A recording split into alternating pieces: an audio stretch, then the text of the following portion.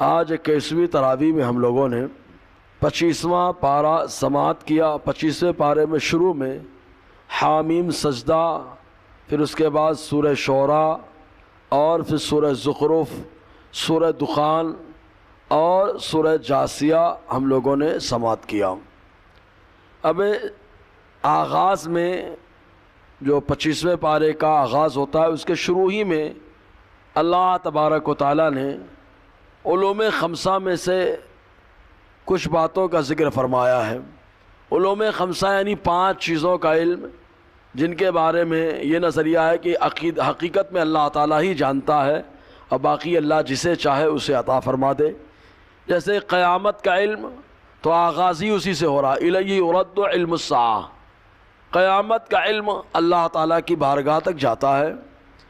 اور پھر اللہ تبارک و تعالیٰ پھلوں کو کیسے پیدا فرماتا ہے، اور ماں کے پیٹ میں کون ہے، مذکر ہے، مؤنث ہے، میل فیمیل، لڑکا لڑکی، اللہ تبارک و تعالیٰ اس کے بارے میں جانتا ہے، اور اس کا علم اللہ تعالیٰ جسے چاہے اسے عطا فرما دے۔ پھر اس کے بعد انسان کی دعاؤں کا تذکرہ ہے کہ انسان دعا کرتا ہے اور دعا کرنے کے بعد جب اس کو تکلیف پہنچتی تو مایوس ہو جاتا ہے، فیئوس قنوط، ایک دم مایوس ہو جاتا ہے۔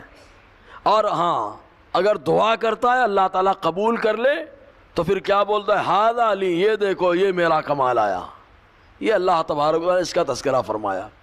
اور دعا ہر حال میں قبول ہوتی ہے۔ قبولیت کے معاملات کے تعلق سے 3 باتیں کہی جاتی ہیں۔ ایک یہ کہ دعا قبول ہوتی ہے جو مانگو اللہ تعالیٰ وہی دے دے وے، اور کبھی کبھی آدمی جو دعا مانگتا ہے اور اس کے حق میں کچھ اور بہتر ہوتا ہے تو اللہ تعالیٰ وہ عطا فرما دیتا اس دعا کی جگہ۔ اور کبھی کبھی کیا ہے، دعا اس کی بڑی اچھی لگتی ہے، بندہ بہت شاندار دعا مانگ رہا ہے تو اللہ تعالیٰ اس سے دعا کراتا ہے اور اس کو جمع کر لیتا ہے، آخرت میں نیکیوں کے پلے میں ان دعاؤں کو ڈال دیا جائے گا۔ تو دعا تو قبول ہوتی ہیں ہمیشہ، بس فرق اتنا ہے کہ اللہ تبارک و تعالیٰ کبھی وہی دیتا ہے، کبھی اس سے بہتر دیتا ہے، اور کبھی آخرت میں اس کا بدلہ عطا فرمائے گا۔ تو اس کا تذکرہ اللہ تعالیٰ نے فرمایا۔ پھر سورہ شورا، شورا کے معنی ہوتا ہی آپسی مشورہ ہے، چونکہ اس میں خاص طور سے صحابہ کرام کے آپسی مشورے کا تذکرہ موجود ہے۔ اور آقا علیہ السلام کا طریقہ کار بھی یہ ہوتا کہ جب بھی کوئی بڑا معاملہ درپیش ہوتا، حضور صلی اللہ علیہ وسلم صحابہ کرام کو جمع کرتے، اور جمع کرنے کے بعد حضور صلی اللہ علیہ وسلم مشورہ فرماتے۔ یہی وجہ ہے کہ احد کے موقع پر منافقین کو پہلی بار حضور نے جمع کیا تھا مشورے کے لیے، تو ان لوگوں کا کہنا یہ تھا کہ مدینے میں رہ کر ڈیفنس کیا جائے، اور کچھ صحابہ کرام نے کہا کیوں ہم مدینے میں رہیں، ہم ڈرتے ہیں کیا، ہم ڈٹ کے مقابلہ کریں گے۔ حضور صلی اللہ علیہ وسلم نے ان کے مشورے کو مان لیا، اور اس کے بعد جب گئے اور معاملہ آیا یہ شہادت کا، یا پہلے فتح پھر بعد میں شکست، تو منافقین ہمیشہ تانا دیتے تھے اور کہتے تھے کہ ہماری بات نہیں مانی گئی تو یہ سب ہوتا ہے۔ تو اس طریقے کا معاملہ درپیش تھا۔ بہرحال تو صحابہ کرام ہمیشہ مشورہ کرتے تھے آپسی، تو اسی حساب سے اللہ تبارک و تعالیٰ نے سورہ شورا کا معاملہ رکھا ہے۔ اور آخر میں اللہ تبارک و تعالیٰ نے اپنے بندوں کے تعلق سے ارشاد فرمایا کہ بندے کیا کہتے ہیں معلوم، وَإِنَّكَ لَتَهْدِي إِلَىٰ صِرَاطٍ مستقیم، اے اللہ تو ہی صراط مستقیم کر چلاتا ہے۔ اب ہدایت کے 2 معنی کیے جاتے ہیں، ایک دکھانا، ایک چلانا۔ 2 معنی کیوں ہے، اس کی وجہ ہے 2 جماعتیں پرانی جماعتیں ہیں، ایک گمراہ رہی اور ایک کامیاب رہی۔ جو جماعت گمراہ رہی اس کو معتزلہ کہا جاتا ہے، اور جو جماعت کامیاب رہی اسے اہل سنت و جماعت کہا جاتا ہے۔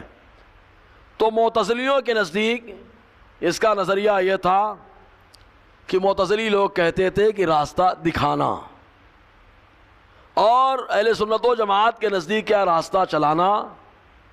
تو اس زمانے میں بھی راستہ چلانا ہی ہدایت کا معنی ہوتا تھا اہل سنت و جماعت کا، اور راستہ دکھانا یہ معتزلیوں کے نزدیک تھا۔ بہرحال اس میں ایک چیز اور بتائی ہوئی بات، آدمی قبر میں جب لیٹا رہتا ہے اور محشر میں اللہ تبارک و تعالیٰ جب اٹھائے گا تو آدمی اٹھے گا تو اللہ تبارک و تعالیٰ اس کے ساتھ قبر سے بھی ایک اٹھائے گا۔ اگر وہ اچھا آدمی ہوگا تو خوبصورت شکل کا آدمی اٹھائے گا، اور اگر وہ برا آدمی ہوگا تو بدصورت آدمی اٹھائے گا، تو جو بدصورت ہوگا اس کو دیکھ کر کے قبر سے اٹھنے والا مردہ بہت گھبرا کے بھاگے گا بہت تیز، اور جب بھاگے گا تو پیچھے پیچھے وہ دوڑے گا بدصورت آدمی، تو رک کر کے مردہ جو قبر سے اٹھائے گا بولے گا بھائی کیوں میرے پیچھے پڑا ہے، میں جا رہا ہوں مجھے جانے دے۔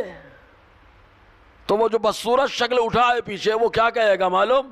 آج تم مجھ سے بھاگ رہا ہے، اس سے پہلے میرا ارتکاب کرتا تھا۔ تو قبر سے اٹھنے والا مردہ بولے گا ہائے کون تو بھائی جو اتنی دیر کے ساتھ باتیں کر رہا ہے؟ تو وہ بدصورت شکل انسان وہ بولے گا میں تیرے اعمال ہوں، اور جو دنیا میں تو کیا کرتا تھا اور مجھے آج تیرے ساتھ کر دیا گیا ہے۔ تو یہ معاملہ آئے گا بدکار آدمی کا، برا کام کرنے والے کا۔ اور جو نیکوکار ہوں گے تو اللہ فرماتا ہے جعلناہ نورا نہدی بہ من نشاء من عبادنا، ہم اس کو ایک نور بنا دیں گے، اور اللہ تعالیٰ فرماتا ہے بڑی شاندار انداز میں وہ آدمی کی رہنمائی کرتے ہوئے چلتا رہے گا۔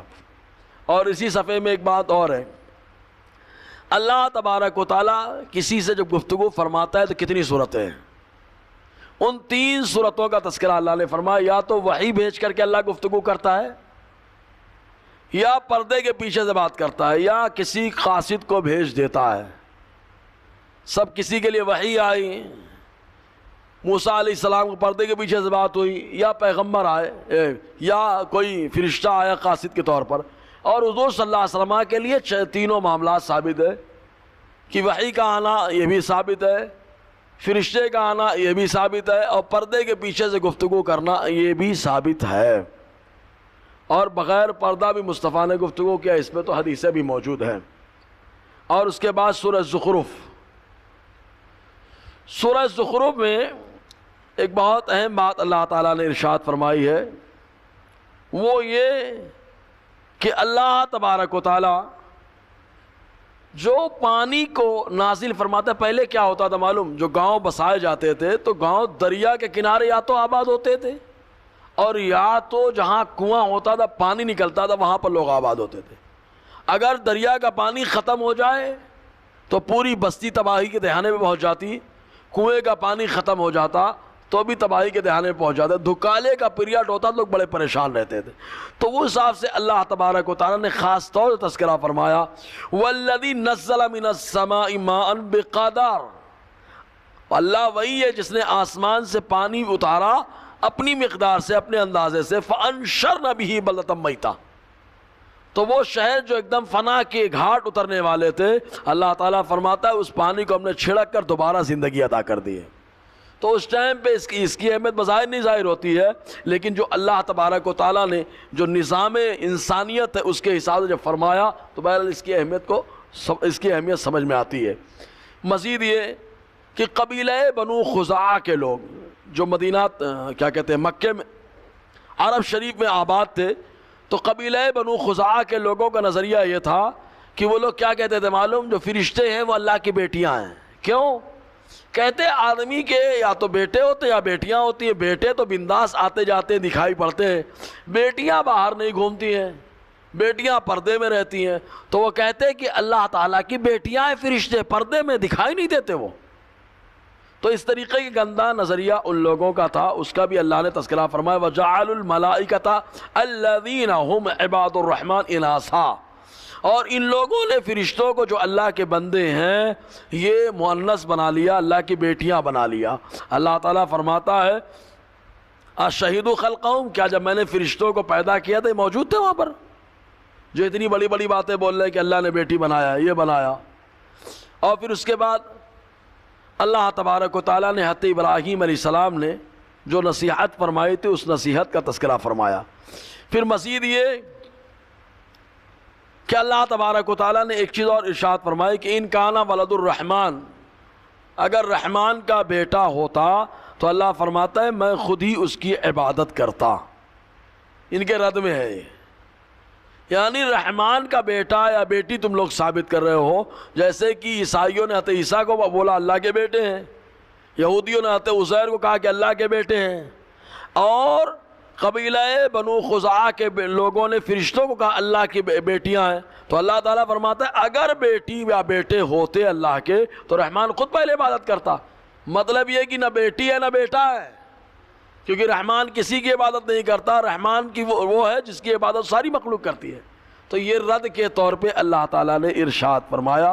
یہ نحو کی جو نحو کا قاعدہ اس کے اندر کیا بتایا، ان جب آتا ہے تو یہ استحالہ، پہلے مطلب پہلا نہیں ہوا اس لیے دوسرا نہیں ہو رہا، یا دوسرا نہیں ہوا اس لیے پہلا نہیں ہو رہا ہے۔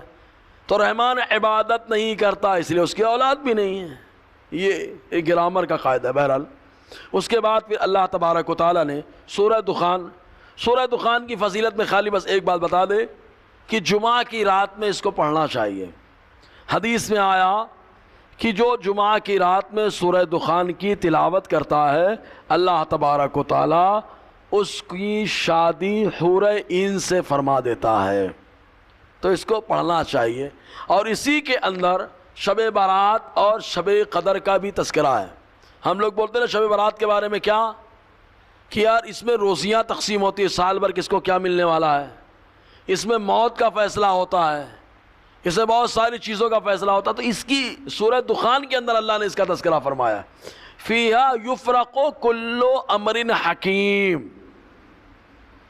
کہ ایک مبارک رات یعنی شب قدر یا شب بارات وہ بابرکت رات ہے جس میں اللہ تعالی ہر چیز کا فیصلہ فرماتا ہے۔ تو یہ سورہ دخان کے ہی اندر یہ موجود ہے۔ پھر اس کے بعد حضور صلی اللہ علیہ وسلم کی شان میں جو بےہودگی ان لوگوں نے کی تھی کہ مجنون کہا، کبھی شاعر کہا، تو اللہ تعالیٰ نے ان لوگوں کا اس میں بھی رد فرمایا ہے انشاءاللہ، اور آگے گفتگو رہے گی۔ اللہ تعالیٰ ہم سب کو فیضان قرآن، برکات قرآن سے مالا مال فرمائے۔